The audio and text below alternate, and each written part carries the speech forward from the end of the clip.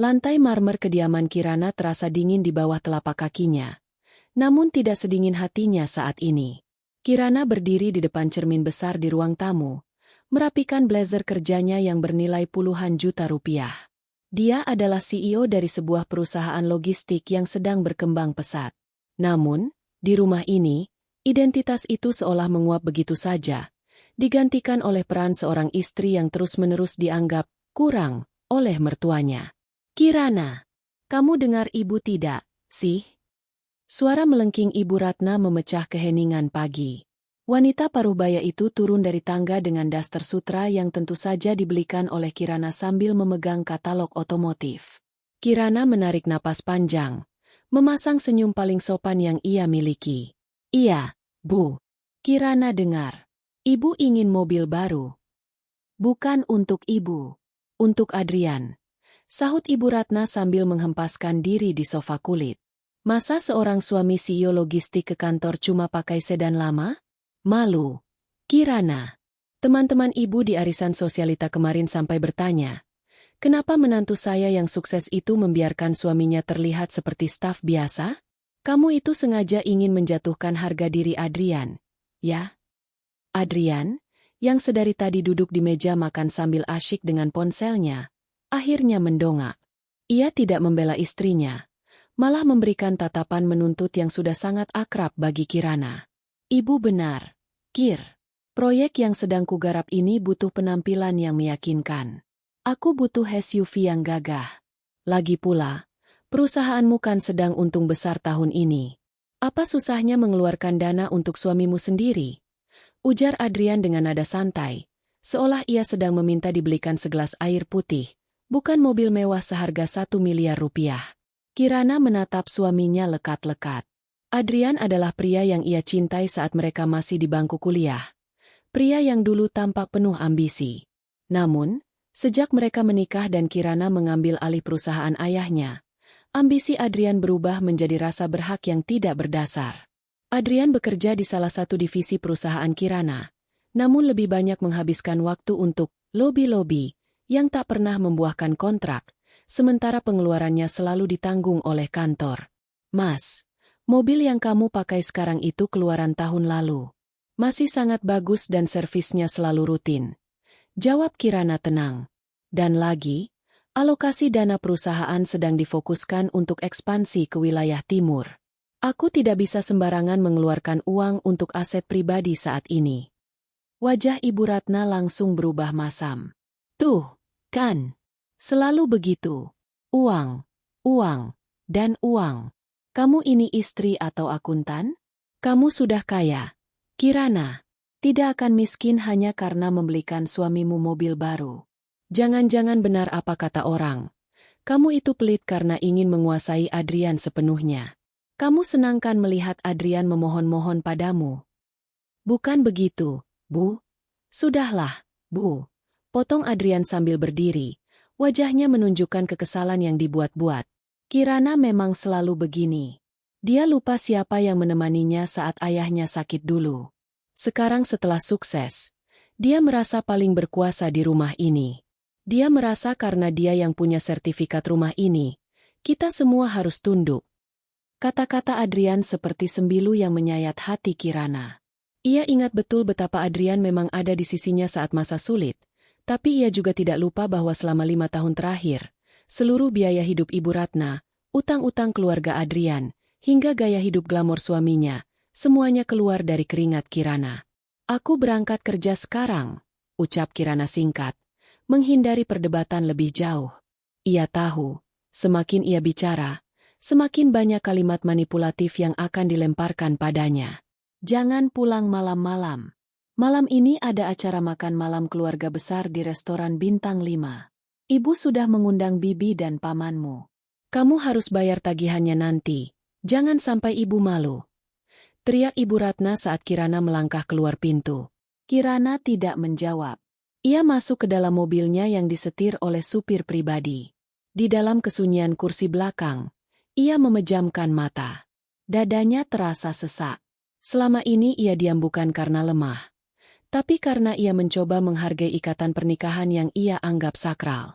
Ia berharap Adrian akan sadar dan berubah. Namun, sesuatu terjadi siang itu di kantor. Seorang staf keuangan mengetuk pintu ruangannya dengan wajah pucat. Bu Kirana, maaf mengganggu. Ada ketidaksesuaian dalam laporan penggunaan kartu kredit operasional yang dipegang oleh Pak Adrian. Kirana mengernyit. Maksudmu? Ada transaksi sebesar 500 juta rupiah dalam sebulan terakhir yang tidak berkaitan dengan vendor atau klien. Sebagian besar adalah pembelian perhiasan di butik mewah dan beberapa transfer ke rekening pribadi atas nama Ibu Ratna. Darah Kirana seolah berhenti mengalir. Ia meraih lembaran laporan itu. Matanya memanas saat melihat deretan angka yang ditarik secara ilegal dari dana cadangan perusahaan. Bukan soal nominalnya yang membuat Kirana hancur, melainkan pengkhianatan di baliknya. Di rumah mereka memperlakukannya seperti mesin uang yang pelit, sementara di belakangnya, mereka mencuri dari perusahaan yang ia bangun dengan darah dan air mata. Kirana menyandarkan punggungnya ke kursi kebesaran yang terasa sangat berat. Ia menatap foto pernikahannya di atas meja kerja. Adrian tampak tersenyum begitu tulus di sana. Jadi, ini caramu menghargaiku, Mas? Bisik Kirana pada keheningan ruangan. Ia mengambil ponselnya, menelepon orang kepercayaannya. Cari tahu semua aset yang dibeli atas nama Adrian atau Ibu Ratna menggunakan uang perusahaan selama setahun terakhir. Dan satu lagi, siapkan pengacara terbaik. Tapi jangan lakukan apapun dulu. Aku ingin melihat sejauh mana mereka akan bermain. Sore itu, Kirana pulang dengan wajah yang sangat tenang, meski di dalamnya ada badai yang siap meluluhlantakkan apa saja. Ia melihat Adrian dan Ibu Ratna sudah berpakaian rapi, siap untuk pamer di depan keluarga besar dengan uang yang mereka curi darinya. Lama sekali kamu, Kirana. Cepat ganti baju, kita hampir terlambat. Perintah Ibu Ratna tanpa rasa bersalah sedikit pun. Kirana menatap mertuanya, lalu menatap suaminya yang sedang menyesuaikan jam tangan Rolex baru yang Kirana yakin, juga hasil curian dari kas kantor. Baik, Bu. Mari kita berangkat. Malam ini akan menjadi malam yang sangat berkesan. Ucap Kirana dengan senyum yang tidak sampai ke mata. Mereka belum tahu bahwa malam ini adalah awal dari akhir bagi mereka. Dan Kirana, sang ratu yang selama ini diam, telah mulai meruntuhkan jembatan yang mereka lalui. Restoran mewah itu berkilau di bawah lampu kristal yang megah, memantulkan bayangan orang-orang berpakaian mahal yang saling melempar tawa palsu. Di meja panjang yang telah dipesan khusus, keluarga besar Adrian sudah berkumpul. Ada Bibi Lastri, Paman Danu, dan beberapa sepupu Adrian yang selama ini memandang Kirana tak lebih dari sekadar ban berjalan. Ibu Ratna duduk di kursi utama dengan dagu terangkat, memamerkan kalung berlian yang melingkar di leher keriputnya. Kirana tahu pasti, kalung itu adalah salah satu dari daftar transaksi ilegal yang dilaporkan staf keuangannya tadi siang. Kalung itu berkilau, namun bagi Kirana, benda itu tampak seperti rantai yang menjerat martabatnya. Ayo, dipesan apa saja yang kalian mau. Jangan sungkan. Menantuku ini baru saja memenangkan tender besar. Uangnya tidak akan habis 7 turunan. Ucap Ibu Ratna dengan nada sombong yang dibuat-buat, sambil melirik Kirana yang duduk diam di samping Adrian. Wah, Kirana memang hebat ya. Beruntung sekali Adrian punya istri seperti kamu. Puji Bibi Lastri. Namun matanya terus tertuju pada menu paling mahal di tangannya. Oh ya, Kir, dengar-dengar perusahaanmu sedang butuh vendor catering baru? Keponakan Bibi, Sirian, baru buka usaha. Bisa kan dimasukkan? Kirana tersenyum tipis. Jenis senyum yang hanya menyentuh bibir tapi tidak sampai ke matanya. Semua vendor harus lewat prosedur audit, BI. Saya tidak bisa memutuskan sendiri. Wajah Bibi Lastri langsung berubah masam, sementara Adrian menyenggol lengan Kirana dengan keras di bawah meja. Jangan kaku begitu, Kir. Di depan keluarga, simpan dulu urusan audit-auditmu itu. Malu didengar yang lain. Malu atau takut, Mas? Tanya Kirana dengan suara rendah, nyaris berbisik. Adrian mengerutkan kening. Maksudmu apa? Tidak ada. Lanjutkan saja makannya. Sahut Kirana sambil menyesap air putihnya. Ia sama sekali tidak menyentuh makanan mahal yang dipesan oleh keluarga itu. Nafsu makannya sudah menguap sejak ia melihat berkas penggelapan uang di kantor tadi. Sepanjang acara, Kirana menjadi sasaran empuk sindiran halus.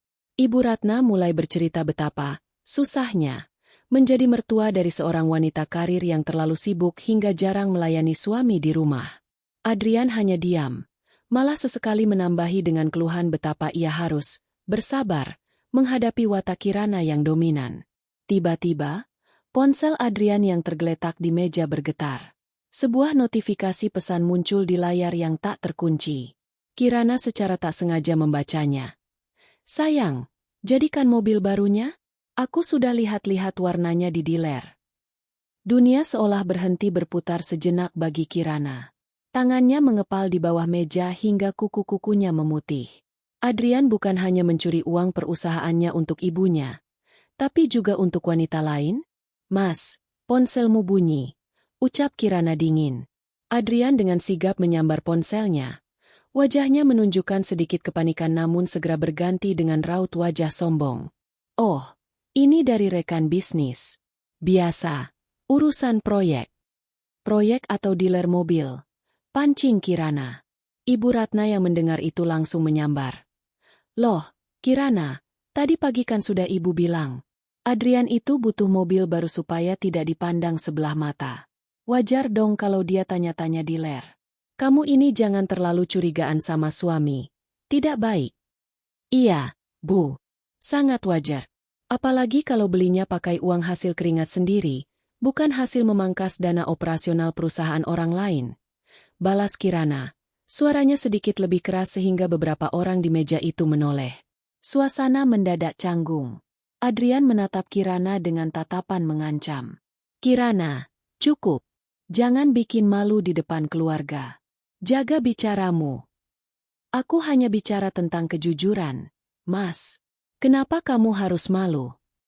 Kirana berdiri, membuat kursi kayu jati itu berderit nyaring di lantai marmer.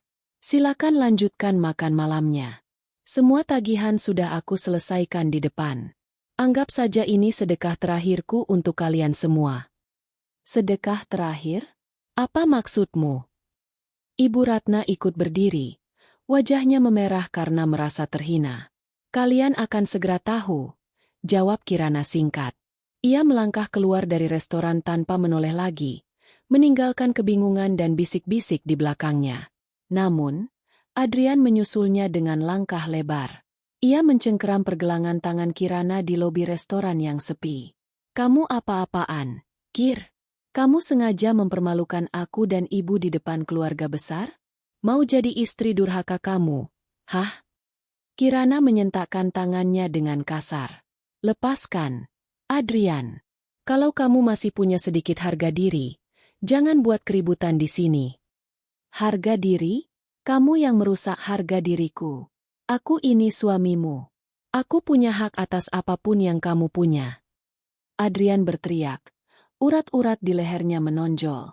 Pada saat itulah, sebuah mobil hitam mewah berhenti di depan lobi. Supir pribadi Kirana turun dan membukakan pintu. Kirana masuk ke dalam tanpa berkata apa-apa lagi. Adrian, yang tidak mau ditinggal begitu saja karena ia belum membawa kunci mobilnya sendiri, terpaksa ikut masuk ke dalam mobil, disusul oleh Ibu Ratna yang terengah-engah mengejar mereka. Di dalam mobil yang sempit itu, ketegangan memuncak. Ibu Ratna terus mengomel di kursi belakang, memaki Kirana dengan kata-kata kasar yang biasanya hanya keluar dari mulut orang yang tak berpendidikan. Sementara Adrian duduk di samping Kirana, napasnya memburu karena amarah yang tak terkendali. "Dengar ya, Kirana," ucap Adrian dengan nada rendah yang penuh ancaman saat mobil mulai melaju membelah jalanan kota yang gelap. "Jangan pikir karena kamu punya uang, kamu bisa injak-injak kepalaku. Kalau bukan karena aku yang mau menikahimu dulu, kamu cuma wanita tua yang gila kerja tanpa ada yang mau menyentuh." "Oh, jadi itu alasanmu menikahiku? Karena kasihan?" Kirana tertawa kecil, tawa yang terdengar sangat menyakitkan. "Atau karena kamu butuh donatur untuk hidup mewahmu dan ibumu?"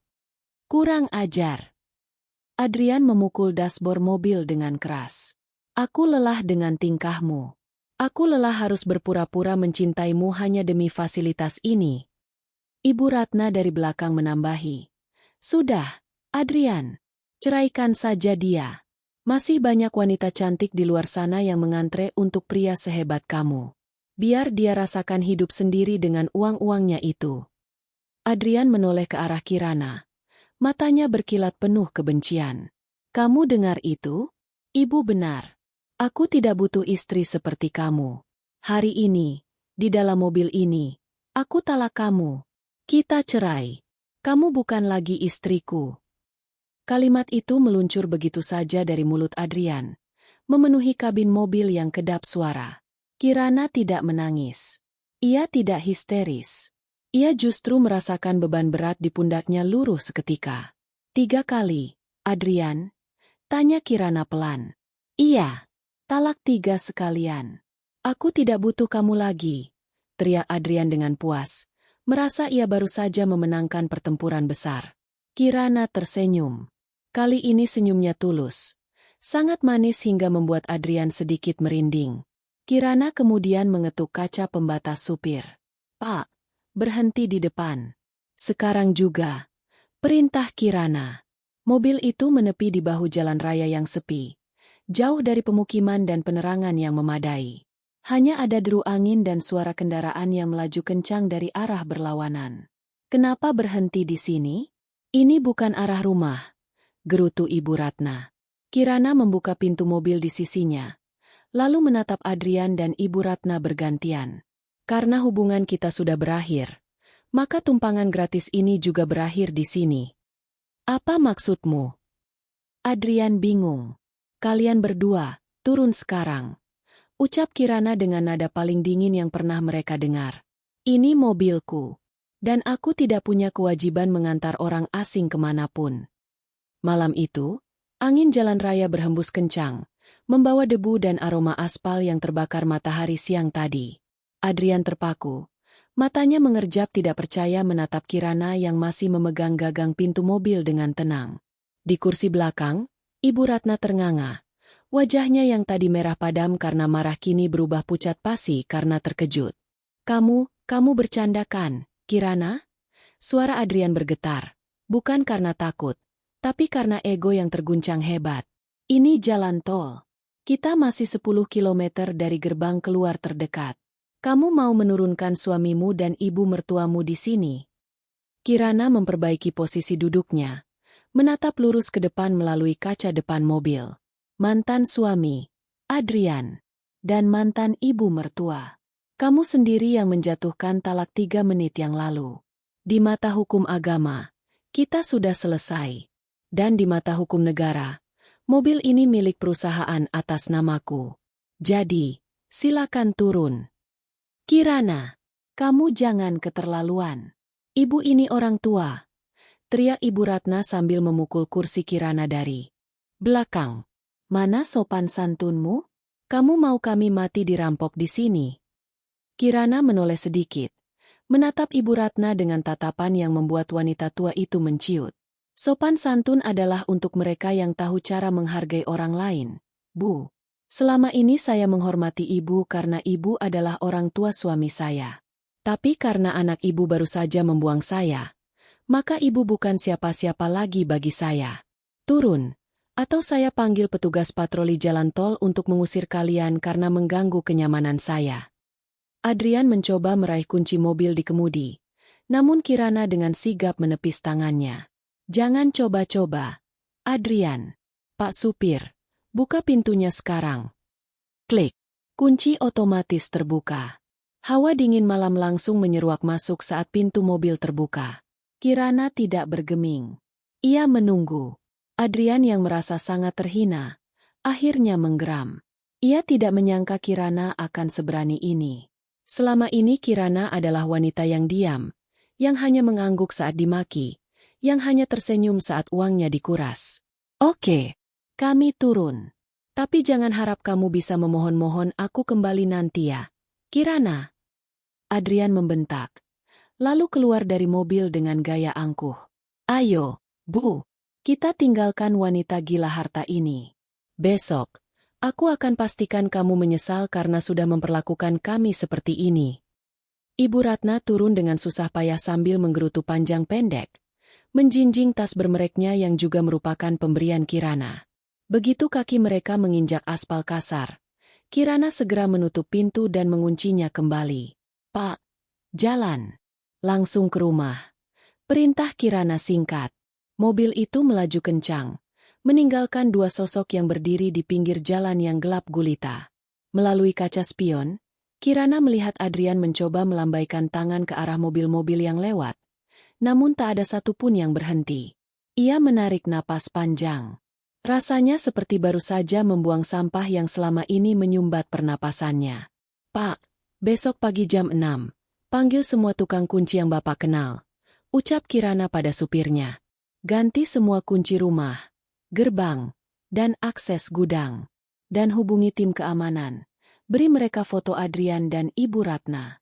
Mereka tidak boleh masuk 1 senti pun ke dalam properti saya. Baik, Bu, jawab sang supir singkat.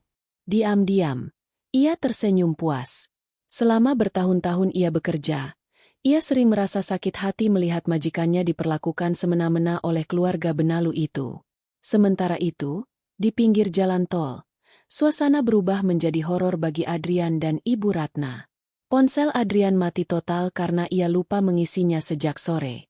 Ibu Ratna mulai menangis ketakutan setiap kali ada truk besar melintas dengan suara menderu. Adrian, bagaimana ini? Ibu takut. Masa kita harus jalan kaki? Tangis Ibu Ratna pecah. Perhiasan emas yang melingkar di leher dan lengannya kini terasa seperti beban yang mengundang bahaya. Sabar, Bu. Ini semua karena Kirana. Dia benar-benar sudah tidak punya hati. Adrian memaki-maki ke langit malam. Ia merogoh saku celananya, mencari dompet. Saat membukanya, ia baru sadar bahwa semua kartu kredit di dalamnya adalah kartu tambahan dari rekening Kirana. Ia hanya punya uang tunai Rp200.000. 2 jam kemudian, dengan kaki yang lecet dan pakaian yang berantakan karena debu jalanan, mereka akhirnya berhasil sampai di gerbang tol setelah menumpang sebuah truk sayur yang mau memberikan tumpangan karena kasihan melihat Ibu Ratna yang menangis sesenggukan. Mereka harus membayar Rp100.000 kepada supir truk itu, setengah dari modal terakhir mereka. Cepat panggil taksi. Adrian. Ibu ingin cepat sampai rumah dan mengusir Kirana dari sana. Berani-beraninya dia. Perintah Ibu Ratna saat mereka turun di pinggir jalan raya kota. Mereka sampai di depan gerbang rumah mewah Kirana saat jam menunjukkan pukul 2 dini hari. Namun, ada yang aneh. Lampu teras yang biasanya redup, kini terang benderang. Dan di depan pagar besi yang tinggi itu, berdiri 3 orang pria berseragam keamanan dengan wajah garang. Pak, buka pintunya. Ini saya, Pak Adrian. Teriak Adrian sambil mengguncang pagar. Salah satu satpam maju, menatap Adrian dengan dingin. Maaf, Pak Adrian. Perintah dari Ibu Kirana, Bapak dan Ibu Ratna sudah tidak diizinkan masuk ke area ini. Apa? Kamu tahu tidak siapa saya? Saya ini tuan rumah di sini. Adrian membentak, mencoba memanjat pagar namun segera didorong mundur oleh satpam lainnya. Pemilik rumah ini adalah Ibu Kirana, secara sah menurut dokumen negara.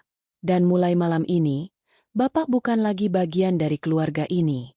Barang-barang Bapak sudah kami siapkan di sana. Satpam itu menunjuk ke arah samping gerbang. Adrian menoleh ke arah yang ditunjuk. Di sana, di atas trotoar yang kotor, bertumpuk belasan kardus coklat yang dibungkus plastik seadanya. Di atas salah satu kardus, terdapat sebuah amplop coklat besar. Ibu Ratna menjerit histeris. Ia berlari ke arah kardus-kardus itu dan membukanya. Isinya adalah pakaian-pakaian lama mereka, sepatu-sepatu, dan barang-barang pribadi yang mereka bawa saat pertama kali menumpang di rumah Kirana 5 tahun lalu. Adrian merobek amplop coklat itu. Isinya bukan surat cinta atau permohonan maaf, melainkan draft gugatan cerai, laporan penggelapan uang perusahaan, dan surat pencabutan seluruh fasilitas.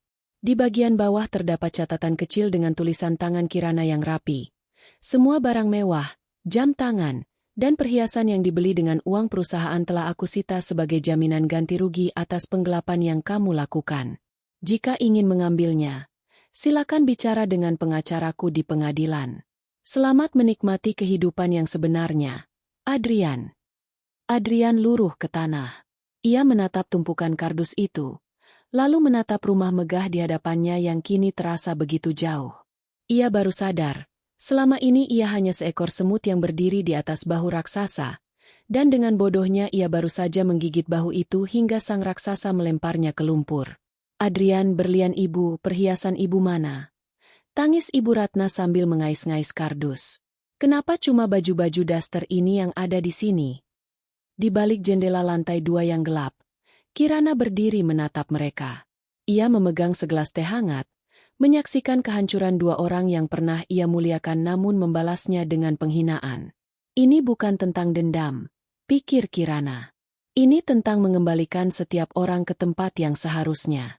Matahari pagi yang terik menembus kaca jendela kantor pusat Kirana Logistics.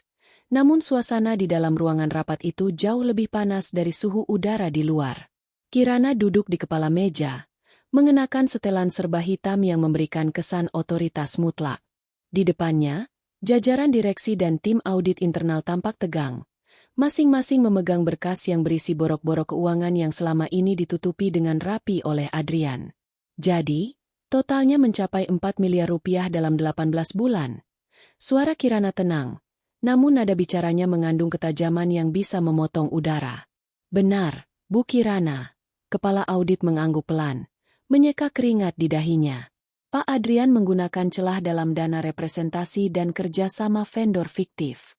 Sebagian besar dana tersebut mengalir ke rekening Ibu Ratna, dan beberapa transaksi besar tercatat di dealer mobil mewah serta butik perhiasan atas nama seorang wanita bernama Sheila. Kirana menyandarkan punggungnya.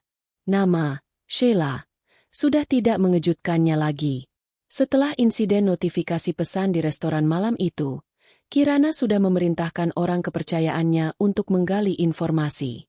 Sheila adalah mantan kekasih Adrian dari masa lalu yang tiba-tiba muncul kembali saat Adrian mulai merasa berkuasa di perusahaan istrinya sendiri. Blokir semua akses kartu kredit yang masih aktif. Tarik semua aset bergerak yang terdaftar atas nama perusahaan yang saat ini dibawa oleh Adrian atau ibunya.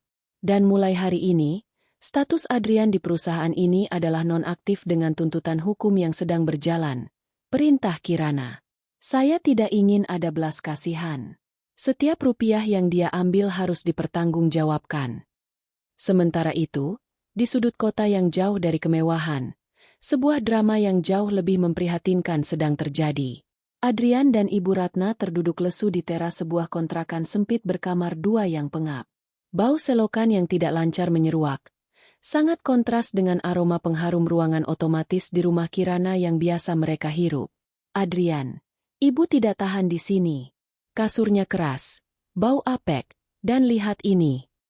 Ibu Ratna menunjukkan lengannya yang bentol-bentol. Banyak nyamuk. Bagaimana mungkin kita tinggal di tempat seperti ini? Cepat telepon Kirana. Minta maaf. Bilang kalau kamu hilaf. Dia itu lemah.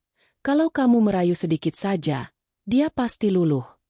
Adrian mengacak rambutnya yang kini tampak berminyak dan berantakan. Ibu pikir aku belum mencoba? Ponselku sudah diblokir. Aku datang ke kantor tadi pagi, tapi satpam bahkan tidak membiarkan aku menginjakkan kaki di lobi. Mereka mengusirku seperti pengemis. Lalu bagaimana dengan Sheila? Kamu kan sering membelikan dia barang-barang mewah.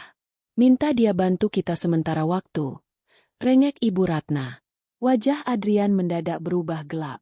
Tadi pagi, setelah diusir dari kantor, ia mendatangi apartemen Sheila, apartemen yang biaya sewanya ia bayar menggunakan uang operasional kantor. Namun, yang ia dapatkan hanyalah kenyataan pahit. Sheila bahkan tidak membukakan pintu. Melalui interkom, wanita itu hanya berkata bahwa dia tidak ingin terlibat dengan pria yang sedang dalam masalah hukum dan jatuh miskin. Sheila sudah tidak bisa diandalkan. Bu, gumam Adrian lirih. Apa? Jadi uang miliaran itu hilang begitu saja? Kurang ajar. Kamu itu bodoh. Adrian, kenapa tidak kamu simpan sedikit di rekening ibu yang tidak diketahui Kirana? Ibu Ratna mulai menyalahkan anaknya. Sifat aslinya yang egois mulai keluar tanpa saringan. Perdebatan mereka terhenti ketika sebuah mobil derek dan satu mobil polisi berhenti di depan kontrakan itu. Adrian tersentak kaget. Dari dalam mobil, keluar seorang pengacara yang sangat dikenal Adrian sebagai tangan kanan Kirana. "Pak Adrian," sapa pengacara itu dengan nada formal yang menyakitkan. "Kami kesini untuk menarik mobil BMW seri 5 yang Bapak bawa. Berdasarkan catatan perusahaan, mobil tersebut adalah inventaris kantor dan karena status Bapak sudah diberhentikan secara tidak hormat, Bapak tidak lagi berhak menggunakannya." "Tapi ini hadiah dari Kirana untukku," bantah Adrian, mencoba mempertahankan sisa-sisa hartanya. "Di atas kertas, ini milik perusahaan, Pak. Dan ini surat penyitaannya. Jika Bapak menolak, petugas di sebelah saya akan mengambil tindakan tegas atas tuduhan penggelapan aset," jawab sang pengacara tanpa ekspresi. Ibu Ratna menjerit-jerit saat melihat mobil mengkilap itu dikaitkan ke mobil derek. "Jangan! Itu mobil satu-satunya yang bisa kita pakai. Kirana, kamu benar-benar iblis. Kamu mau membunuh kami pelan-pelan." Warga sekitar kontrakan mulai berkerumun, menonton drama tersebut dengan tatapan sinis dan bisik-bisik yang merendahkan. Adrian, yang selama ini selalu tampil sebagai bos besar di mata keluarga besarnya, kini merasa harga dirinya diinjak-injak sampai ke dasar bumi. Setelah mobil itu dibawa pergi, pengacara tersebut memberikan satu map lagi kepada Adrian. Ini adalah somasi pertama untuk pengembalian dana sebesar 4 miliar rupiah. Ibu Kirana memberikan waktu 7 hari. Jika tidak ada niat baik untuk mencicil atau mengembalikan, kami akan melanjutkan laporan pidana ke kepolisian. Adrian gemetar. 4 miliar? Dari mana dia bisa mendapatkan uang sebanyak itu? Rumah pun dia tidak punya. Semua yang dia pakai baju, jam tangan, bahkan sepatu yang ia kenakan adalah pemberian Kirana. "Satu lagi, Pak Adrian," tambah pengacara itu sebelum pergi. Ibu Kirana berpesan, "Jangan pernah mencoba menghubungi beliau atau keluarganya. Setiap langkah yang Bapak ambil untuk mendekat akan dianggap sebagai tindakan pelecehan dan ancaman, yang sudah kami siapkan tuntutan hukumnya secara terpisah." Malam itu, di kontrakan yang gelap karena mereka belum sempat membeli pulsa listrik, Adrian terduduk di lantai semen yang dingin. Ibu Ratna terus-menerus menangis dan meratapi nasibnya, menyalahkan Adrian, menyalahkan Kirana, menyalahkan dunia. Adrian menatap tangannya yang kosong. Ia baru menyadari betapa mengerikannya posisi yang ia tempati sekarang. Tanpa Kirana, dia hanyalah seorang pria tanpa keahlian khusus yang terbiasa hidup mewah dengan keringat orang lain. Dan sekarang, raksasa yang selama ini dia injak-injak telah bangun dan menghancurkan seluruh dunianya hanya dengan satu jentikan jari. Di tempat lain, Kirana sedang berdiri di balkon rumahnya, menatap kerlap-kerlip lampu kota. Ia memegang ponselnya, menghapus folder foto yang berisi kenangan bersama Adrian. Satu persatu foto hilang, seperti halnya rasa cintanya yang sudah lama mati namun baru ia kuburkan malam ini. Tiba-tiba, ponselnya bergetar. Sebuah pesan masuk dari nomor tidak dikenal. "Kirana, aku tahu aku salah. Ibu sedang sakit karena kaget dengan semua ini. Tolong, beri kami sedikit waktu. Kita bisa bicara baik-baik kan? Aku masih suamimu secara hukum." Kirana hanya tersenyum dingin. Ia tidak membalas. Ia justru menekan tombol blok dan mematikan ponselnya. Ia tahu, ini baru permulaan. Adrian dan ibunya belum benar-benar merasakan apa artinya hidup di titik nadir. Hujan gerimis mulai membasahi aspal di kawasan perumahan kelas menengah tempat Bibi Lastri tinggal. Adrian berdiri di depan pagar besi yang sedikit berkarat, mengenakan kemeja yang sudah tampak kusut karena tidak disetrika. Di sampingnya, Ibu Ratna menutupi kepalanya dengan kantong plastik bekas belanjaan. Wajahnya tampak kuyu dan 10 tahun lebih tua dari biasanya. "Ayo, Adrian, ketuk pagarnya. Bibi Lastri pasti mau membantu. Dulu kan kamu sering membelikannya tas kulit dan sepatu mahal pakai kartu Kirana. Masa dia tega membiarkan kita luntang-lantung?" desak Ibu Ratna dengan suara parau. Adrian menarik napas berat, lalu memukul pagar itu. Tak lama, Bibi Lastri keluar dengan daster batik. Namun, langkahnya terhenti di teras saat melihat siapa yang datang.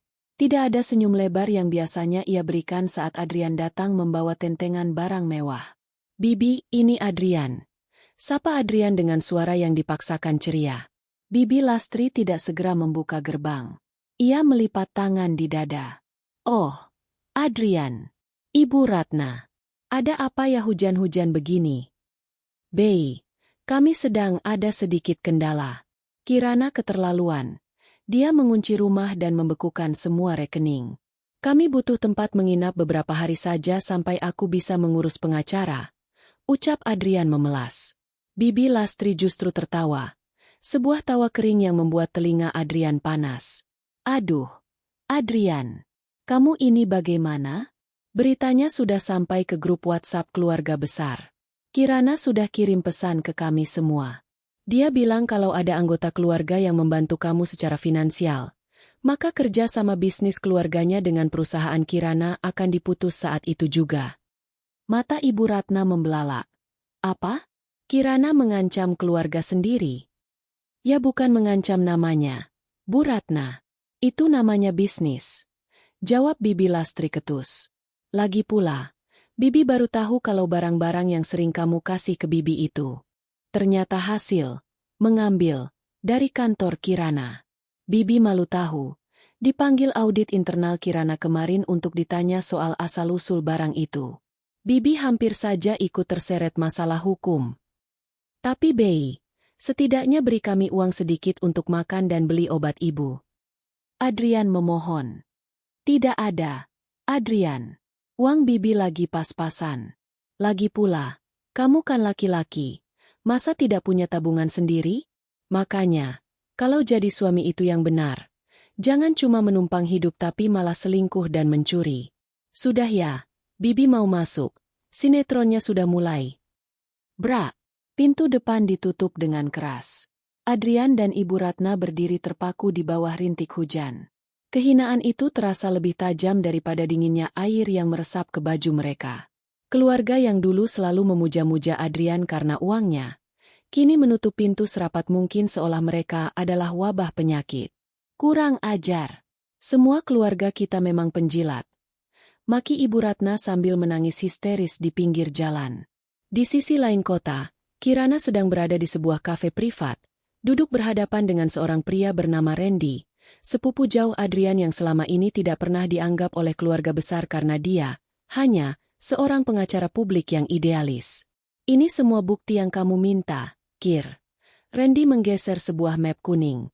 Adrian benar-benar ceroboh. Dia tidak hanya mengambil uang dari kas operasional, tapi dia juga mencoba memalsukan tanda tanganmu untuk pengalihan aset tanah di Bogor atas namanya sendiri. Untungnya, notarisnya curiga dan menghubungi orang kantor sebelum transaksi itu sah. Kirana membaca berkas itu dengan teliti. "Pemalsuan tanda tangan? Itu tindak pidana murni, kan?" "Ya, kalau kamu mau. Malam ini juga kita bisa bikin dia masuk sel. Buktinya sudah sangat kuat," ujar Randy tegas. Kirana diam sejenak, menyesap kopinya yang sudah dingin. "Belum, Ren. Biarkan dia merasakan bagaimana rasanya ditolak oleh dunia yang dulu dia banggakan. Biarkan dia merasa lapar, merasa terhina, dan merasa tidak berdaya.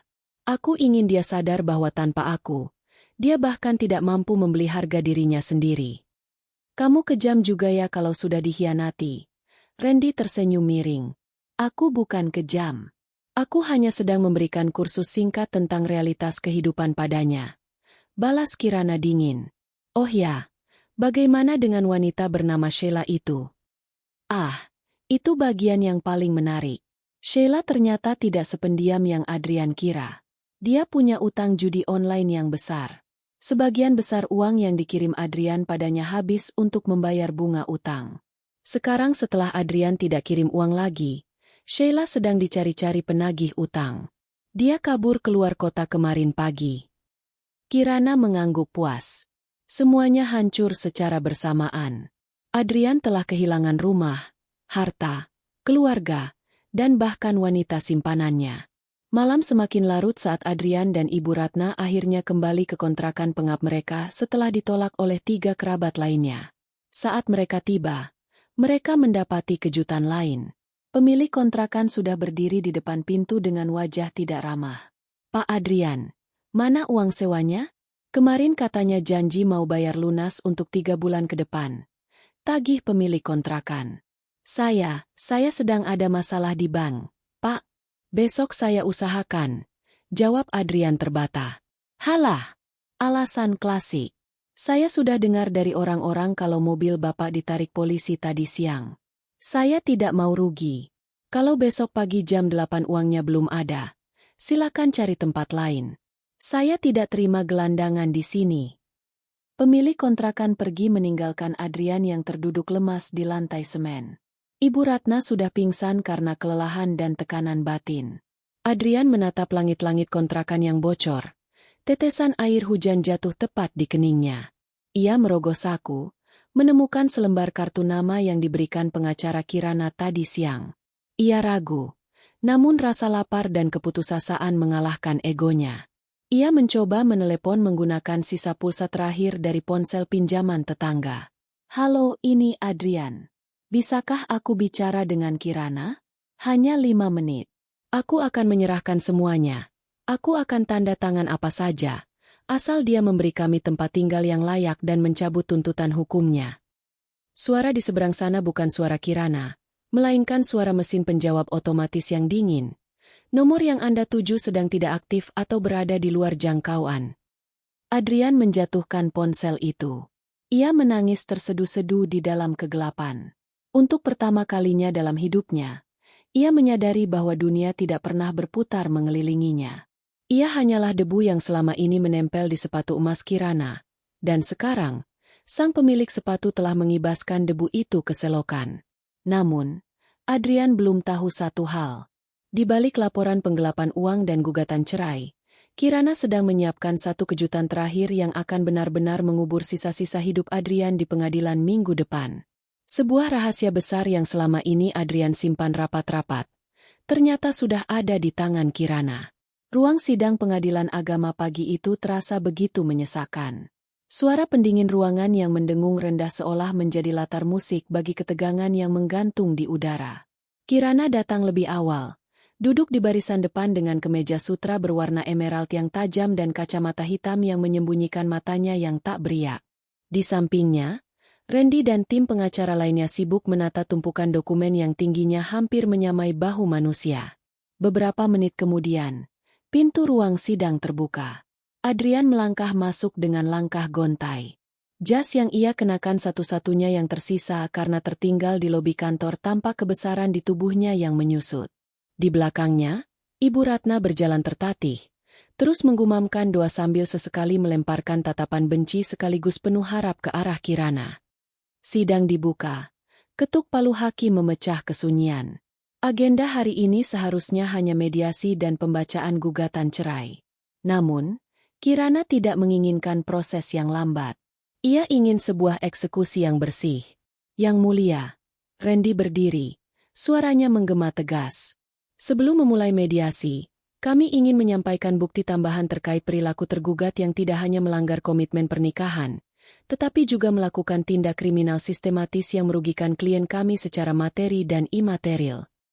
Adrian berdeham, mencoba menegakkan punggungnya. "Itu semua tuduhan palsu. Kirana hanya marah karena aku menceraikannya. Lalu dia mengarang cerita tentang uang perusahaan." "Cukup, tergugat. Biarkan kuasa hukum penggugat melanjutkan," tegur hakim dengan nada dingin. Randy mengeluarkan sebuah amplop hitam kecil. "Kami memiliki bukti rekaman percakapan dan aliran dana yang menunjukkan bahwa saudara Adrian telah melakukan pencucian uang sejak 2 tahun lalu.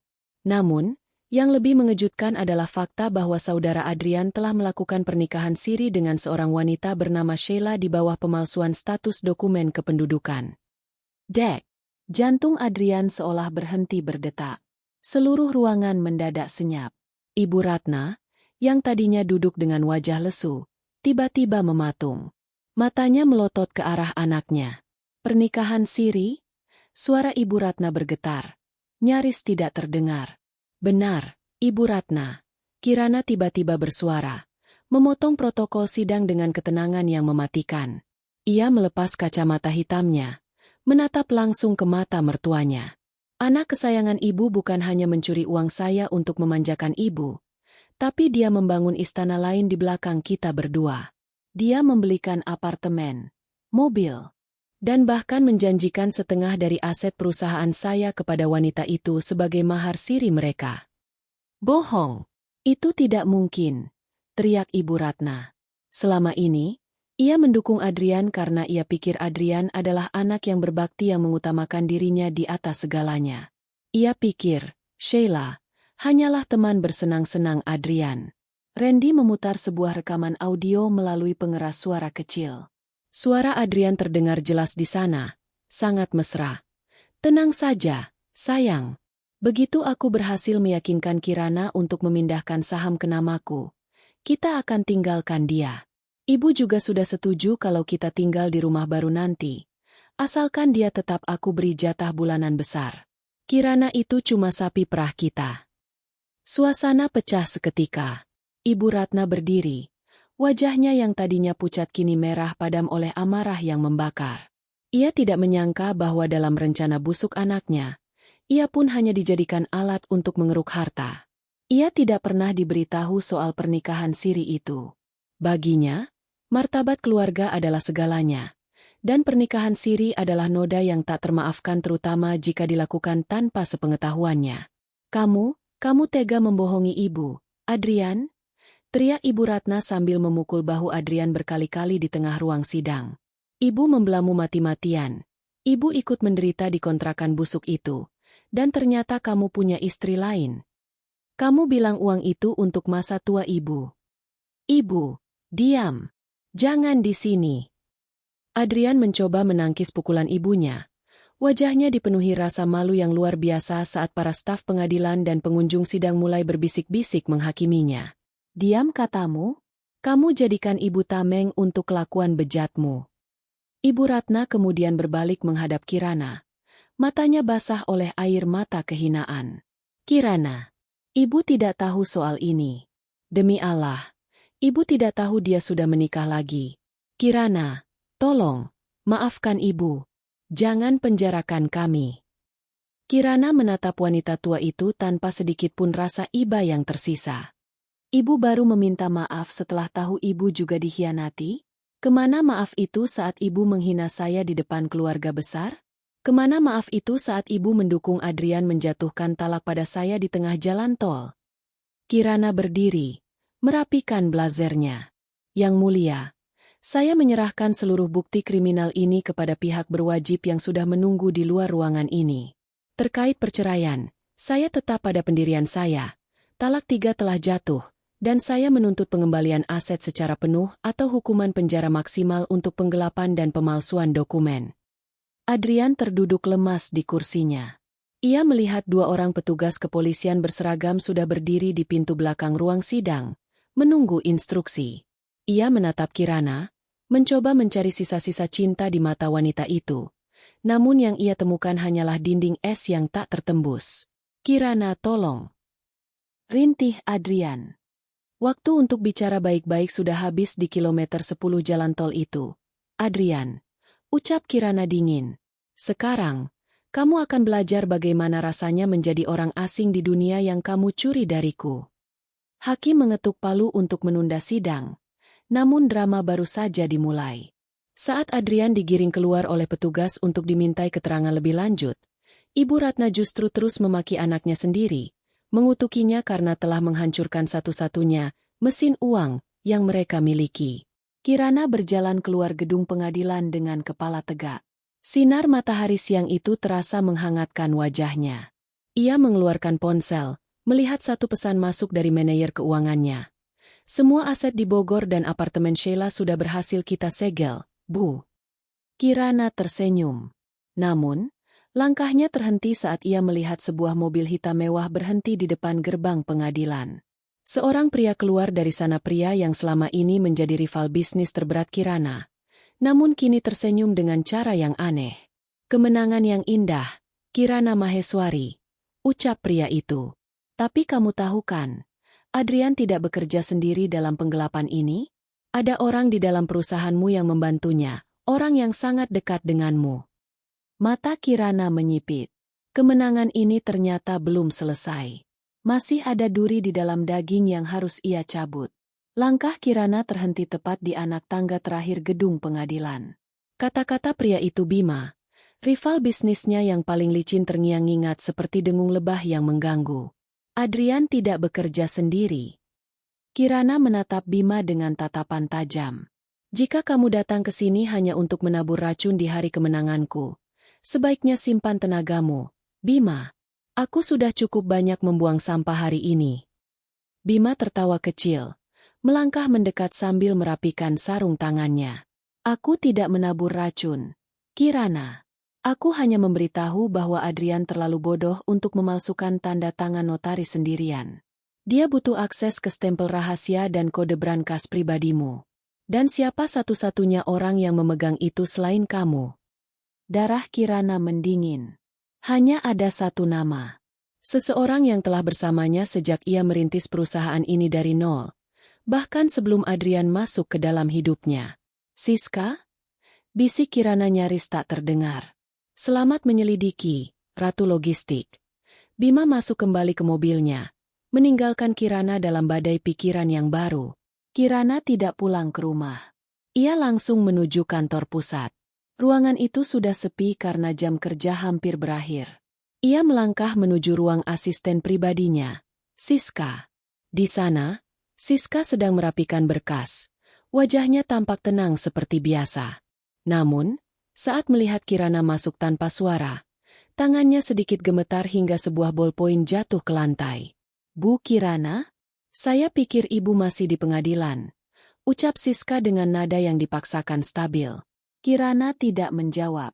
Ia berjalan menuju meja Siska, mengambil sebuah map yang baru saja akan dimasukkan Siska ke dalam tasnya. Kirana membukanya. Di sana terdapat tiket pesawat ke luar negeri atas nama Siska dan sejumlah besar uang tunai dalam bentuk dolar.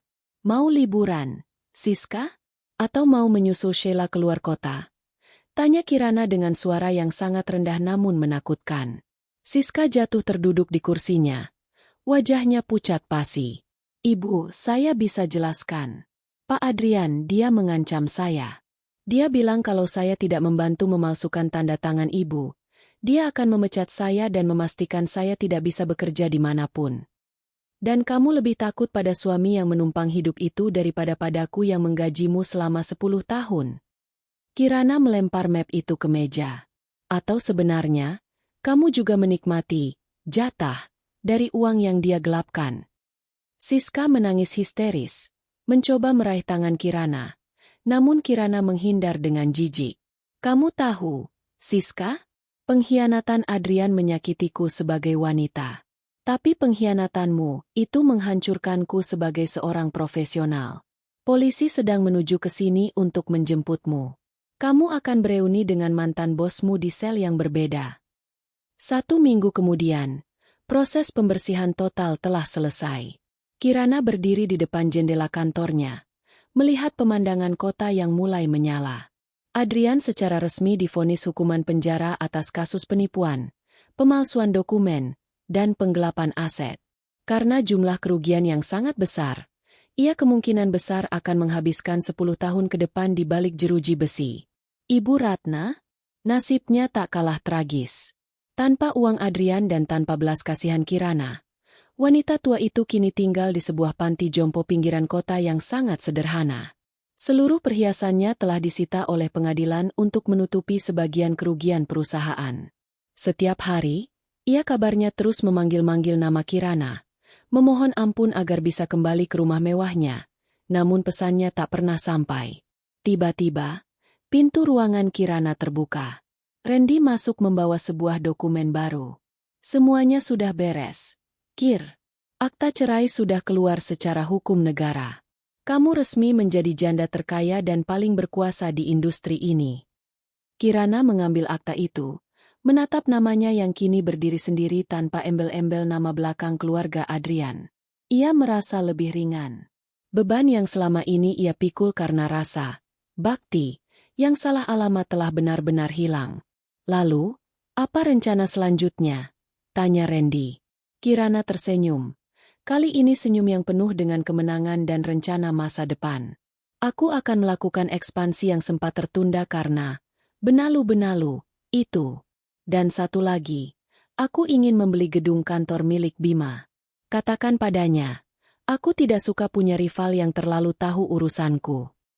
Randy tertawa. Siap, bos. Malam itu, Kirana mengendarai mobilnya sendiri. Ia melewati jalan tol tempat ia menurunkan Adrian dan Ibu Ratna tempo hari. Ia memperlambat laju mobilnya di titik yang sama. Ia melihat bahu jalan yang gelap dan gersang itu. Dulu, di tempat ini, ia merasa dunianya hancur saat mendengar talak dijatuhkan. Namun sekarang, ia menyadari bahwa di tempat inilah ia sebenarnya dilahirkan kembali. Ia menekan pedal gas lebih dalam, meninggalkan masa lalu di spion mobilnya yang melaju cepat menuju masa depan yang ia bangun dengan tangannya sendiri. Kirana Maheswari bukan lagi sekadar istri yang mengalah. Ia adalah ratu yang telah memenangkan perangnya, dan kali ini, ia tidak akan membiarkan siapapun berani menyentuh mahkotanya lagi.